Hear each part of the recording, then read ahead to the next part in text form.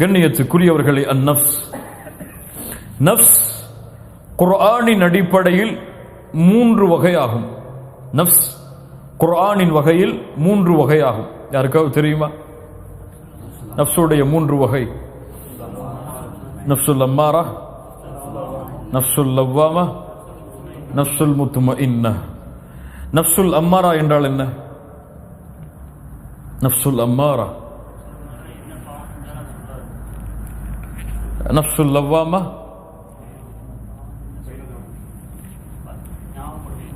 நஃப்சுல் முத்மஇன்னா.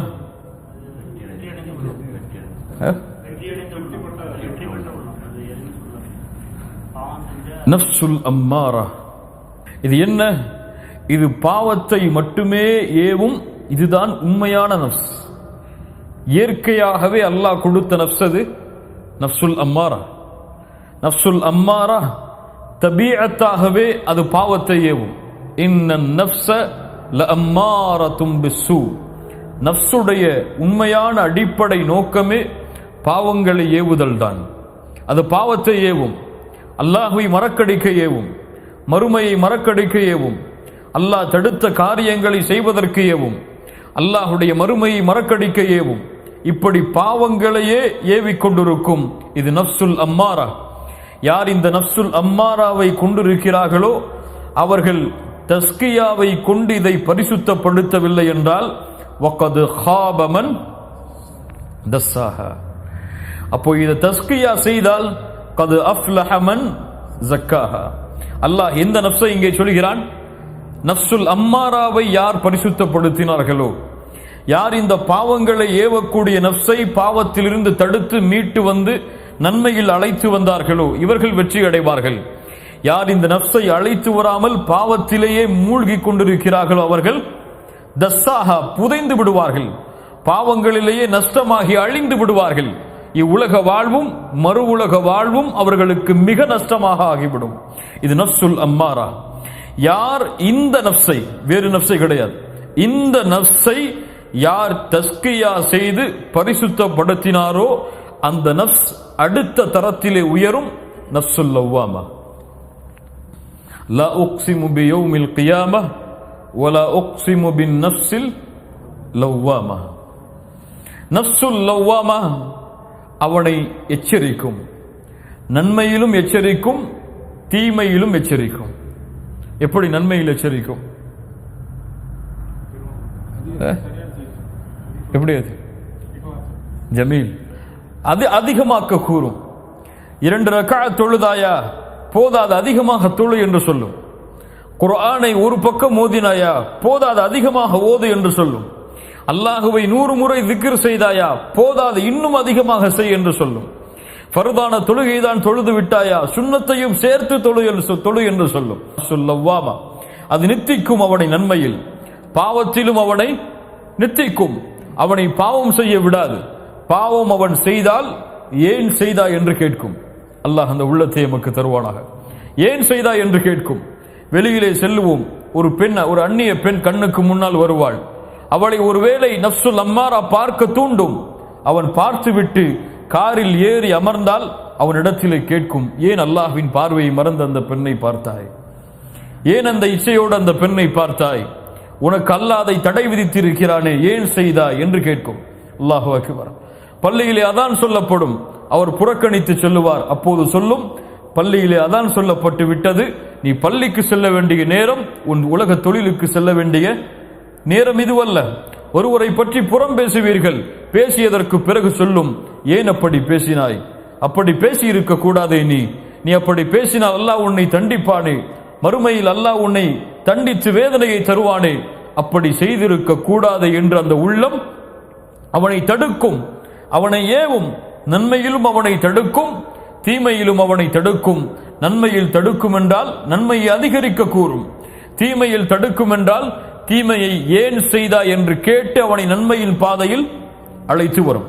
முதல் தரம் என்ன? நஃப்சுல் அம்மாரா. இரண்டாவது தரம் நஃப்சுல் லவ்வாமா. இந்த நஃப்சுல் லவ்வாமா அல்லாஹுடைய அருளால் இவனுக்கு பரிசாக கொடுக்கும், கூலியாக கொடுக்கும் நஃப்சுல் முத்மஇன்னா. அல்லாஹு அக்பர். நஃப்சுல் முத்மஇன்னா இந்த நஃப்ஸ் அல்லாஹுடைய பொருத்தத்தில் உள்ளத்தை அமைதியாக்கி இருக்கும், உள்ளத்தை சுத்தமாகி இருக்கும், உள்ளத்தில் அல்லாஹுடைய அன்பை முழுவதுமாக விதைத்திருக்கும். இவர்களை பற்றி தான் அல்லாஹ் ரப்புல் ஆலமீன் குர்ஆனிலே எல்லா இடங்களிலும் முஃமின்களுடைய தன்மை என்று சொல்லுகிறானே, அந்த தன்மைகள் உடையவர்கள் எல்லாம் இந்த நஃப்ஸுல் முத்துமஇன்னாவை சுமந்தவர்கள் தான். கண்ணியத்துக்குரியவர்களை, இந்த பூமியில் சில அடியார்கள் உண்டு. அவர்கள் இருளை வெளிச்சத்தை கொண்டு அகற்றுவார்கள், ஷிர்கை தௌஹீதை கொண்டு அகற்றுவார்கள், பித்அத்தை சுன்னாவை கொண்டு அகற்றுவார்கள், அல்லாஹ் தடுத்த பாவங்களை நன்மைகளை கொண்டு அகற்றுவார்கள், இருளை வெளிச்சத்தை கொண்டு அகற்றுவார்கள்.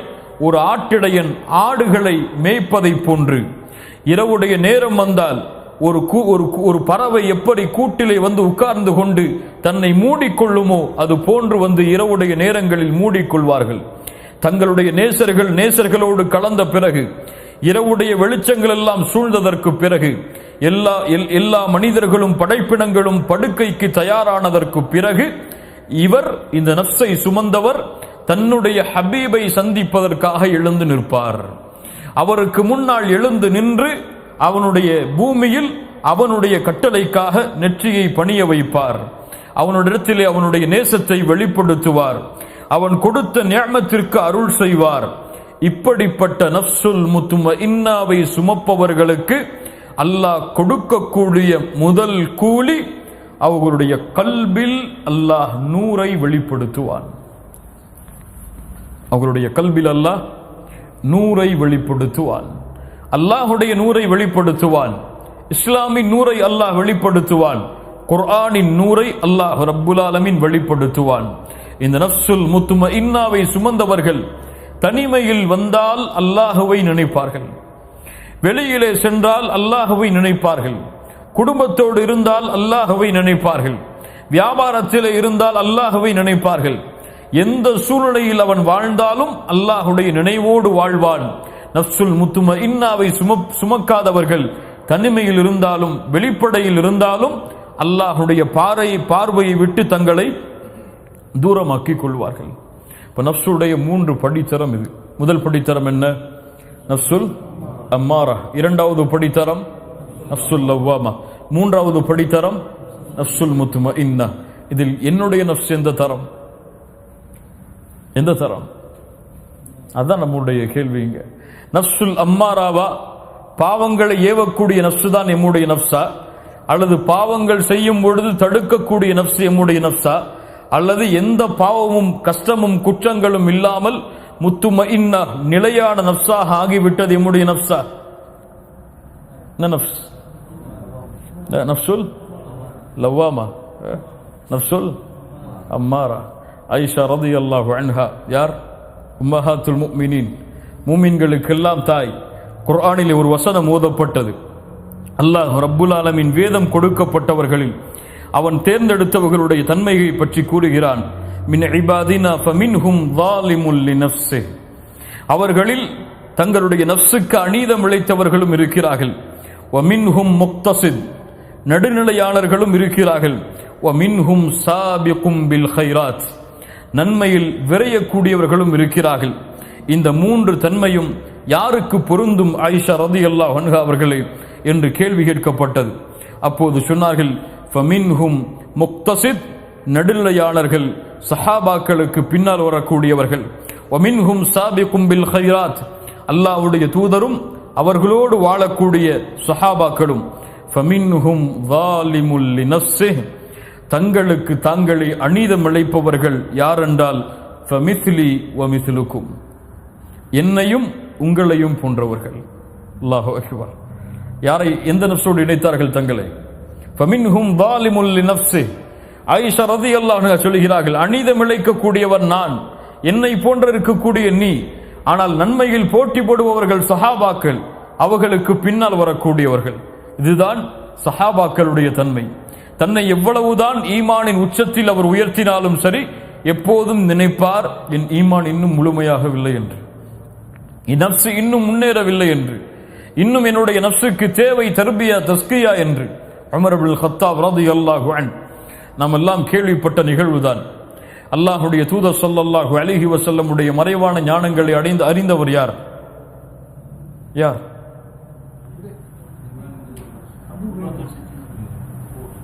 சாஹிபு சிர்ருன் நபி ஹுதைஃபா ரலியல்லாஹு அன்ஹு. ஹுதைஃபாவிடத்தில் சொன்னார்கள், ஹுதைஃபா, அல்லாஹுடைய தூதர் முனாஃபிக்குகளின் பட்டியலை உமக்கு கொடுத்திருந்தார்களே. அல்லாஹு அக்பர். யார் உமர்? யார் உமர்? யார் ஒரு தெருவிலே நடந்து வந்தால் ஷைத்தான் அடுத்த தெருவிலே விரண்டு ஓடுவானோ, யாரை பார்த்து உமரே உன் மாளிகையை சொர்க்கத்திலே நான் பார்த்தேன் என்று சொன்னார்களோ, யாரை பார்த்து உமரே உன்னுடைய நாவில் அல்லாஹுடைய சத்தியம் பேசுகிறது என்று 10க்கும் மேற்பட்ட குர்ஆனுடைய வசனங்கள் யாருடைய நாவை உண்மைப்படுத்தியதோ, அந்த உமர் இப்னுல் கத்தாப் ஹுதைஃபாவை பார்த்து சொன்னார்கள், ஹுதைஃபா, அல்லாஹுடைய தூதர் உனக்கு முனாஃபிக்குகளுடைய பட்டியலை கொடுத்திருந்தார்களே, அந்த முனாஃபிக்குகளுடைய பட்டியலில் என் பெயரும் இருக்கிறதா என்று பார் என்று சொன்னார்கள். அல்லாஹு அக்பர். அவ்வளவு ஈமானிலே கரை கண்டாலும் தன் நஃப்ஸை கீழே போட்டு மிதித்தார்கள் உமர். நீ மேலே வரக்கூடாது, வந்தால் நீ பெருமையும் சேர்த்துதான் கொண்டு வருவாய். நீ நஃப்சுல் லவ்வாமாவாக நீ மாறிவிட்டாய் என்று நினைத்தால் போதும், உன் நஃப்சுல் அம்மாராகத்தான் இருக்கிறது. புரியுதா இல்லையா? நஃப்சுல் லவ்வாமாவுடைய தரத்தை நான் அடைந்து விட்டேன் என்று இவர் முடிவு செய்யக்கூடாது. இந்த நஃப்ஸை முடிவு செய்பவன் யார்? அல்லாஹ். அல்லாஹ் தான் முடிவு செய்ய வேண்டும். இவனுடைய நஃப்சுல் முத்மஇன்னாவை அடைந்து விட்டது, இவனுடைய நஃப்சுல் லவ்வாமாவை அடைந்து விட்டது.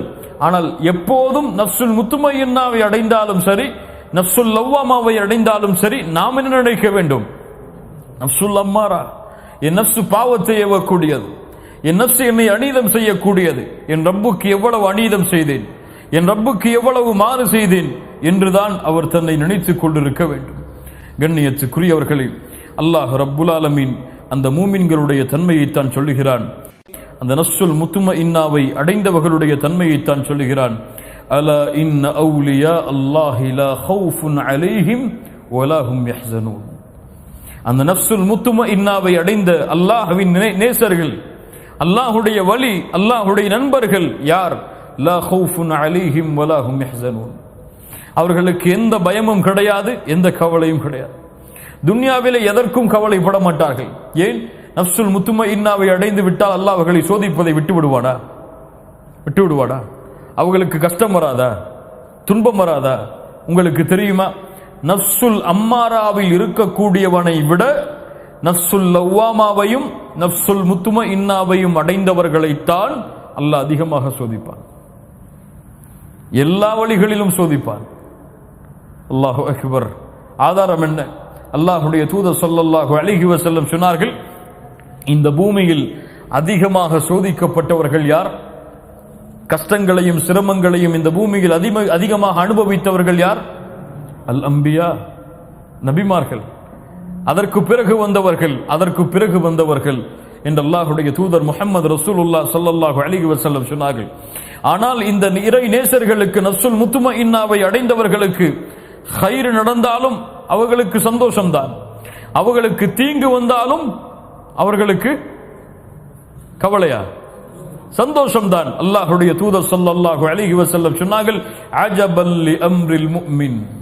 ஒரு முஃமினுடைய செயல் என்னை ஆச்சரியப்படுத்துகிறது. நஃப்சுல் முத்மஇன்னாவை அடைந்த முஃமின், ஏன்? அவனுக்கு ஒரு கைர் நடக்கிறது, அவன் அதற்கு அல்லாஹ்விடத்தில் நன்றி செலுத்துகிறான், அதுவும் அவனுக்கு நலவாகி விடுகிறது. அவனுக்கு ஒரு சோதனை என்று வருகிறது, அவன் பொறுமை காக்கிறான், அதுவும் அவனுக்கு சிறந்ததாகி விடுகிறது. அல்லாஹு அக்பர். அவனுக்கு நன்மை நடந்தாலும் நன்றி செலுத்துகிறான், அதுவும் கைர் தான். அவனுக்கு சோதனை வந்தால், அலா இன்ன அவுலியா அல்லாஹி லா ஹவுஃபுன் அலைஹிம் வலா ஹும் யஹ்ஸனூன் அல்லதீன ஆமனூ வகானூ யத்தகூன். அவர்கள் ஈமானிலேயே இருப்பார்கள், அல்லாஹ்வை அஞ்சிய நிலையிலேயே இருப்பார்கள். லஹுமுல் புஷ்ரா ஃபில் ஹயாத்தித் துன்யா வ ஃபில் ஆখিরাহ லா தப்தீல லிகலிமாத்தில்லாஹ் ذلك ஹுவல் ஃபௌஸுல் அஸீம். அல்லாஹ் சொல்லுகிறான், அவர்களுக்கு இந்த உலக வாழ்விலும் நாளை மறுமையிலும் நற்செய்திதான். அல்லாஹ்வுடைய வார்த்தைகளை மாற்ற முடியாது. ذلك ஹுவல் ஃபௌஸுல் அஸீம். இதுதான் மகத்தான வெற்றி. அல்லாஹ் ரப்புல் ஆலமீன் இந்த நஃப்சுல் முத்மஇன்னாவை அடைந்த நிலையில் யார் மரணிக்கிறாரோ அவர்தான் தன்னிடத்திலே முஃமினாக அங்கீகரிக்கப்படுவார் என்று அல்லாஹ் சொல்கிறான். நஃப்சுல் முத்துமஇன்னாவை அடையாமல் எம்முடைய மரணம் எம்மை சந்தித்து விட்டால் வகது காப மன் தஸ்ஸாஹா, வகது காப மன் தஸ்ஸாஹா. என்ன ஆதாரம்? அல்லாஹ் ரப்புல் ஆலமீன் சொல்கிறான் சூரத்துல் ஃபஜ்ர் இறுதி வசனங்கள். என்ன வசனங்கள்? மரணத்துடைய நேரத்தில் மலக்கு அழைக்கக்கூடிய அழைப்பு.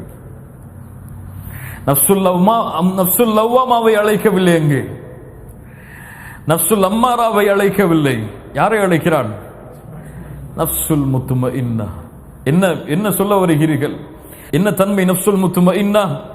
விரைந்து வா, யாருக்காக சுஜூது செய்தாயோ, யாரை அல்லாஹ் அக்பர் என்று அழைத்தாயோ, யாருடைய பொருத்தத்தை தேடி உலக வாழ்க்கை முழுவதையும் கழித்தாயோ, அந்த ரப்பும் உன் மீது பொருத்தத்தோடு இருக்கிறான், நீயும் அந்த ரப்பை பொருந்தி கொண்டிருக்கிறாய்.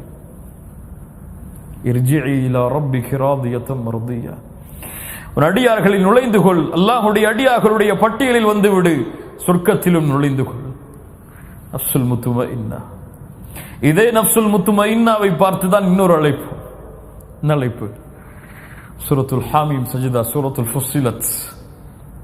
அல்லாஹ்வுடைய குர்ஆனின் மிக முக்கியமான வசனங்களில் விரும்பக்கூடிய ஒரு வசனம். அல்லாஹ் கூறுகிறார், மையத்தாக இருக்கிறோம் என்று வைத்துக் கொள்ளுங்கள், அப்படி படுக்க போடாச்சு நம்மளை பெட்டுக்கு மேலே, அவ்வளோதான் சக்கராத்துடைய ஹால். நம்முடைய கெண்டை கால்கள் எல்லாம் பிணைந்து கொள்ளுது, நம்முடைய தொண்டைக்குழிய உயிர் அடைக்குது. உயிர் பிரியக்கூடிய நேரம் சாதாரண நேரம் கிடையாது. உடம்பெல்லாம் பின்னி எடுக்கும் உயிர், அங்கும் இங்கும் ஓடும். மலக்குகள் பிடித்து இழுப்பார்கள். அல்லாஹ்வுடைய தூதர் ஸல்லல்லாஹு அலைஹி வஸல்லம் அந்த நேரத்தில் சொன்னார்கள், ஆம், இன்னலில் மௌத்தி லசக்கராத், இன்னலில் மௌத்தி லசக்கராத், இன்னலில் மௌத்தி லசக்கராத். ஆம், மரணத்துடைய நேரத்தில் ஒரு விதமான மயக்கத்துடைய நேரம் இருக்கிறது, ஒரு விதமான மயக்கத்துடைய நேரம் இருக்கிறது என்று அல்லாஹ்வுடைய தூதர் அனுபவித்த வேதனையின் நேரம். அந்த நேரத்தில் மலக்குகள் வருவார்கள். மூடி கொஞ்சம் சிந்தித்து பாருங்கள். யார் ரப்பை ரப்பாக ஏற்று சும்மஸ்தகாமு, நஃப்சுல் முத்துமஇன்னாவை கொண்டவர்கள் உறுதியாக இருப்பார்கள். அதை ஒரு காலும் நிலை தடுமாற மாட்டார்கள், ஒரு காலும் பாவத்தின் பக்கம் சென்று விட மாட்டார்கள், ஒரு காலும் அல்லாஹ்வை விட்டு தன்னுடைய வாழ்வை தூரமாக்கி விட மாட்டார்கள். ததனஸ்ஸலு அலைஹிமுல் மலாயிகா, மலக்குகள் இறங்கி வருவார்கள். அவனுடைய மையத்தை அவனுடைய உடலின் பக்கம் அமருவார்கள். ததனஸ்ஸலு அலைஹிமுல் மலாயிகா, சொல்லுவார்கள், பயப்படாதே மனிதா, பயப்படாதே நஃப்ஸே, உலகத்தை விட்டு பிரிய போகிறோமே என்ற கவலை கொள்ளாதே. வலா தஹ்ஸன், சொர்க்கம் இருக்கிறது, நற்செய்தி பெற்றுக்கொள். அல்லாஹு அக்பர். நஃப்சுல் முத்துமஇன்னா வ அப்ஷிரு பில் ஜன்னah, உனக்கு சொர்க்கம் இருக்கிறது நஃப்சுல் முத்துமஇன்னாவே, பயம் வேண்டாம் என்று அழைப்பார். கண்ணியத்துக்குரியவர்களை, இந்த அழைப்பிற்கு தகுதியான நஃப்ஸோடு தான் நாம் இருக்கிறோம். யாருக்கு தெரியும் எப்போது எம்முடைய மரணம் எம்மை சந்திக்கும் என்று? அடுத்த கணம் எமக்கு எம்முடைய மலக்குல் மௌத் வந்து விடலாம். எந்த ஹாலத்தில், எந்த நிலையில், எந்த குடும்பத்தோடு, எந்த ஊரிலே, எந்த விமானத்திலே, எந்த இடத்திலே இருப்போமோ அல்லாஹு அலம், அல்லாஹ் ஒருவன் தான் அறிந்தவன். வமா தத்ரி நஃப்சும் மாதா தக்ஸிபு கதா வமா தத்ரி நஃப்சும் பிஅய்யி அர்தின் தமூத். அல்லாஹ்வை தவிர யாரும் அறிய முடியாது நாளை நாம் என்ன செய்வோம் என்று. அல்லாஹ்வை தவிர யாரும் அறிந்து கொள்ள முடியாது நாளை எந்த இடத்தில் மரணிப்போம் என்று. நம்முடைய மனைவி மக்கள் எல்லாம் நாம் எம்மை பார்த்து கொண்டிருக்கும் பொழுது மரணிப்போமா, அல்லது எல்லோரையும் வெளியூருக்கு அனுப்பிவிட்டு வீட்டிலே தனிமைகளை கதவுகளை அடைத்து கொண்டிருக்கும் பொழுது மரணிப்போமா? நம்முடைய ஜனாசா அடுத்த கணம் கவனிக்கப்படுமா, அல்லது 4 நாட்களுக்கு பிறகு கவனிக்கப்படுமா? தெரியாது. ஆனால் நஃப்சுல் முத்துமஇன்னாவை கொண்டவர்களை அல்லாஹ் பாதுகாப்பான். அவர்களுடைய ஜனாசாவை அழைத்து செல்வதற்கு, ஜனாசாவை அவருடைய உயிரை கைப்பற்ற வருவதற்கு மலக்கை அல்லாஹ் ரப்புல் ஆலமீன் இறக்கி அழைத்து வருவார்.